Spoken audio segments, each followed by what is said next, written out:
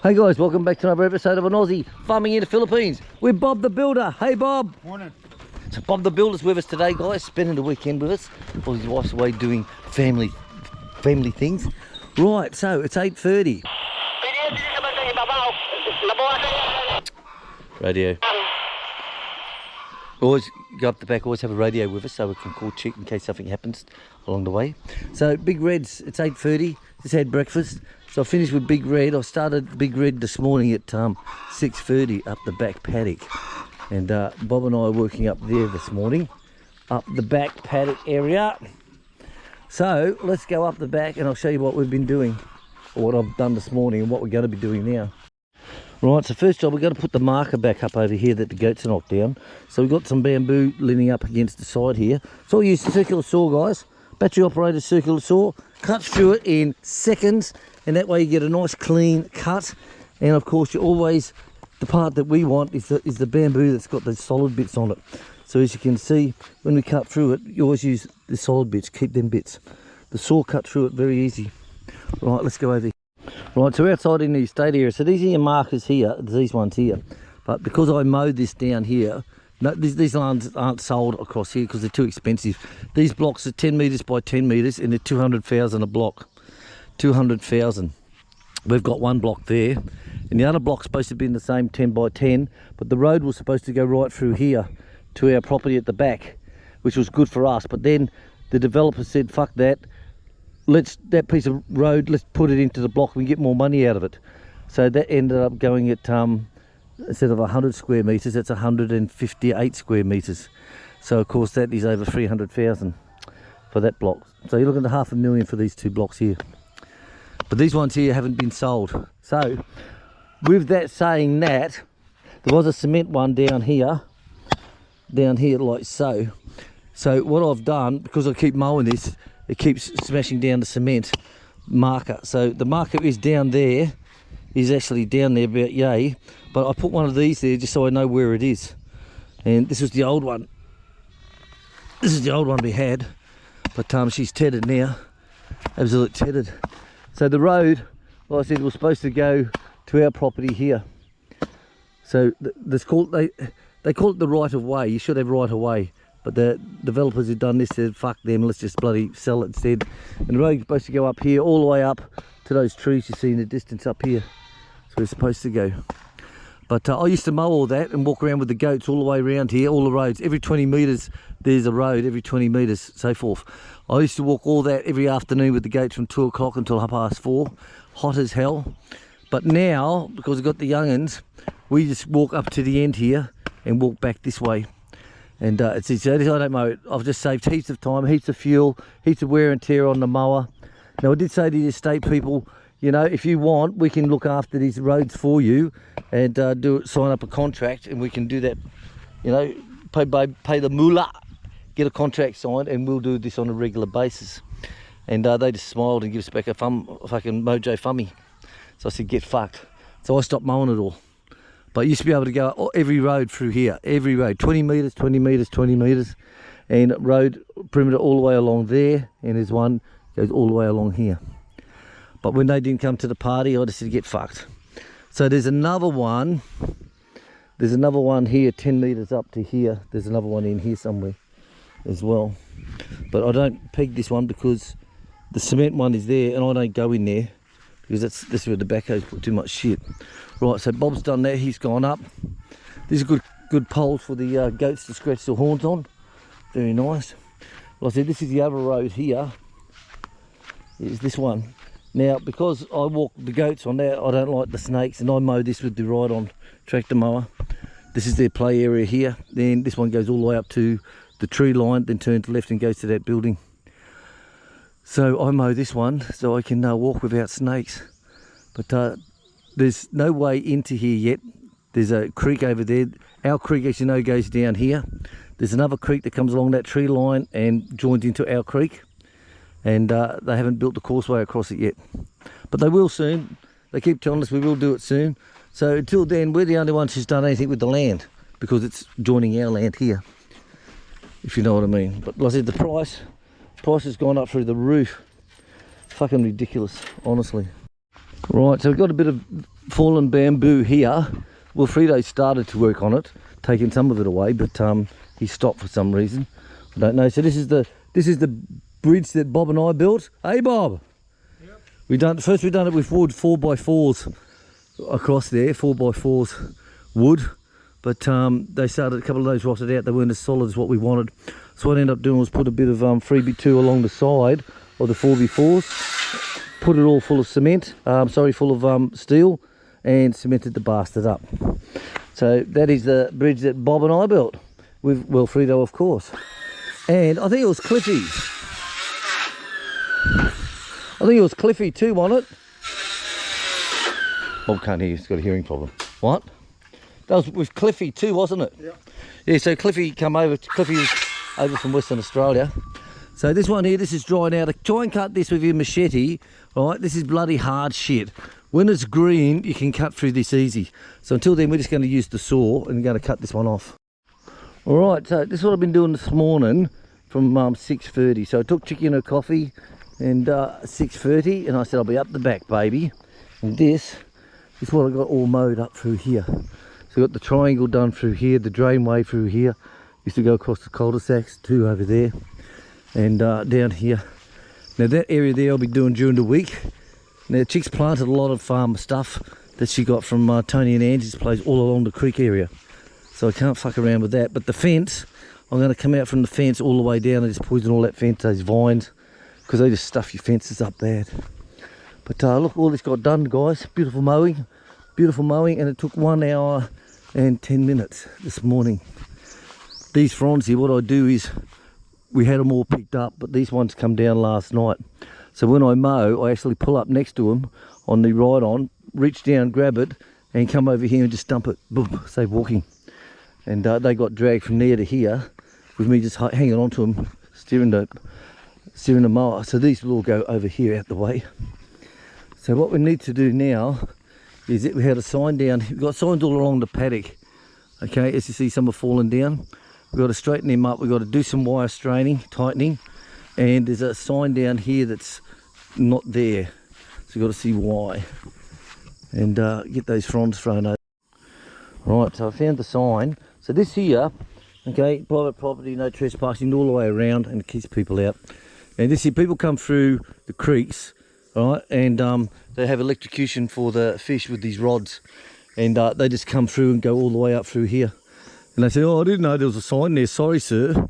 So what I've done is I put this one here, that somehow ended up over there for the flood, so that if they come underneath the gate, they can look up and they see it straight away on this side. This is the fence that some of you viewers remember that Bob and I replaced from the last flood.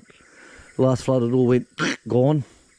But that you see, I'm going to have to poison all the way along through there, because once those vines get into the fence, that's how you start getting rust up. Right, so we've got the sign back up, we found it, that's good. Right, let's go up and do these others. I want to get all the signs back in place. I want to tighten up the wire. We've got some new tools that Bob brought for, instead of, when we strain the fence, instead of undoing the end wire, putting on the fence strainers and pulling the whole lot together, we can just leave it on and just do a section with a wind-up ratchety type thing. But it's not a ratchet, it's not one of those type of ones. Okay, but you can see here, look, definitely got to poison all down through here, guys. Now the goats have got no problem. The goats aren't up here with the young'uns. So the young'uns at the moment, they're 2 months and a little bit before 2 months and a little bit after 2 months. They're all up on the left, Bob, where Papa couldn't get the avocados. Fucking ants bite me. So let's get into it. Right, so what I'm using, these are the hog clips, guys, that we use. You see me use these many times on the fences. So you get them on Amazon or Lazada or anything like that if you're in the Philippines or anything like that. All they are is they just hold your wire up, push it in, squeeze, and hopefully you get it like that. So I'm using these on the signs. Look at that. Use these on the signs here. They'll keep them in place. Nice bit of metal. Now we've got some, I said a lot. I think we go further up, Bob, I think. We will. Look at these vines. There's not that much water I've had run down through here. This was very wet. Very, very wet. Look at this. Can't even see this sign. Vines, mate. Rain. Fucking rain. Seriously.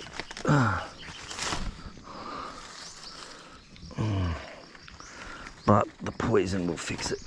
I know all my trolls love me using poison.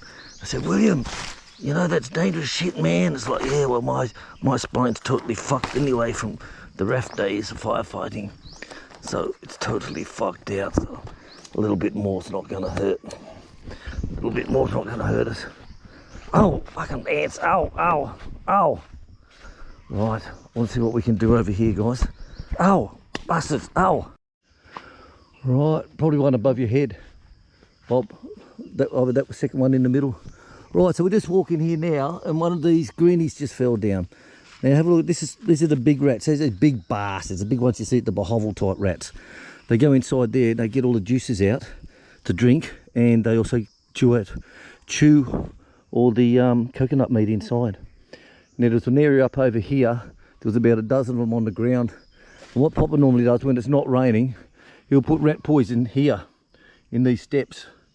He'll put rat poison there, so when the rats climb up, they'll go into that and eat it.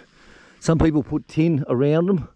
Okay, they'll put tin around the trunk, but the trouble is if you've got trees touching, they will just go from branch to branch, and we've seen that before, where they'll walk along that palm stem, jump onto that one and just keep going around to where they want to go. Now see these people here, they've put some black plastic on theirs. Right, only on some of them though, but the point is, if your leaves are touching, they'll just jump, and they just use it like like it's a special little highway in the sky. Bastards. Right, well these clips are working all right. Now look at these ants. Anywhere where there's a bit of cover, they're all set up, the home's up underneath. I've had them on the side here as well, where I've just touched on the side and it's full of ants. This time of the year, guys, so many freaking ants. And the durians are coming out. The durians are flowering, so we've got a lot of durian trees. There's over a dozen durian trees here, and that's good. That is good. This one here I still haven't finished cutting down. It's like not with this weather, but we'll get a rope onto that and pull it this way, and I'll cut it down. So we're still working on that one. Another one fall down, do you hear it? Clunk. Yeah. Alright, so I've got to go in there and do this, fix these ones up, and I'll be back. Right guys, so I'm out of bullets, so I've got to reload. So when you get these, you get something like 1,000 of these at a time with it, and you can also buy them separately. Very simple tool, very simple. Great for sealing up plastic bags as well. Very good for that. Use them on the shrink wraps. And it's so easy this to load it up, put the spring in, done, and you're ready to go. Very good bull clips. And they actually clip all the wire on together nicely. I don't know what that is. Don't know what it is. This one here, this is the tree that broke off with the last storm. This one here, but it's got regrowth. So this is the one here that I cut up here and used it for probably going to use it for firewood onto here.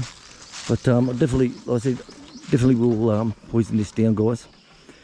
Definitely. So this paddock's all done again for another 2 weeks, and we'll come back again, and in 2 weeks time we'll mow all this, just the sidelines up to about, normally I mow the sidelines up to here, then 2 weeks later I mow the whole lot, and that way it keeps it up for the goats.